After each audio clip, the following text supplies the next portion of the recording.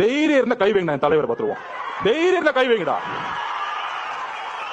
என்ன அதிகாரம் இருந்தா, போலீஸ் இருந்தா, தைரியம் இருந்தா முதல் வீட்டுக்குள்ள போயிடுங்க. நான் கேட்கிறேன், ஒட்டுமொத்த காலேஜில் இருக்க இளைஞர்களும் உங்க வீடு தேடி வருவாங்க, ஞாபகம் வச்சுக்குவாங்க.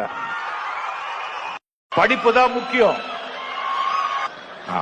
உங்க வாழ்க்கையோட அஸ்திவாரம் இதுலதான் இருக்கு. இந்த 4 வருஷம் நீங்க கஷ்டப்பட்டு படிச்சாதான் உங்க 40 வருஷம் வாழ்க்கை நல்லா இருக்கும். படிப்பது மட்டும் இருக்கட்டும் உங்களுடைய எண்ணம், உங்களுடைய கவனம். வேற எதுலயும் நீங்க கவனம் செலுத்தாதீங்க. நீங்க காலேஜ் ஸ்டெப்ஸ் படிகள் ஏறும்போது நீங்க உங்களுடைய வாழ்க்கை, உங்களுடைய ஃபியூச்சர், உங்களுடைய எதிர்காலம், உங்களுடைய சந்தோஷம் மட்டும் இல்ல, உங்க அப்பா அம்மாவோட உழைப்பு, அவங்களுடைய சந்தோஷம், அவங்களுடைய எதிர்காலம் கூட சுமந்துகிட்டு அந்த படியை ஏறிட்டு இருக்கீங்க. அந்த மறந்துடாதீங்க. எக்காரணத்தை கொண்டு படிப்பு தான், அதுல தான் கவனத்தை செலுத்துங்க. அரசியல் பத்தி தெரிஞ்சுக்கங்க, புரிஞ்சுக்கங்க. ஆனா அரசியல்ல படிக்கும் போது முழுசா ஈடுபடாதீங்க. நானே கட்சி ஆரம்பித்தா கூட நீங்க மாணவர்கள் படிப்பை விட்டு அரசியல் ஈடுபடாதீங்க. ஓட்டு போட்டீங்களா பாடுங்க, பாத்துங்க, அவ்வளவுதான்.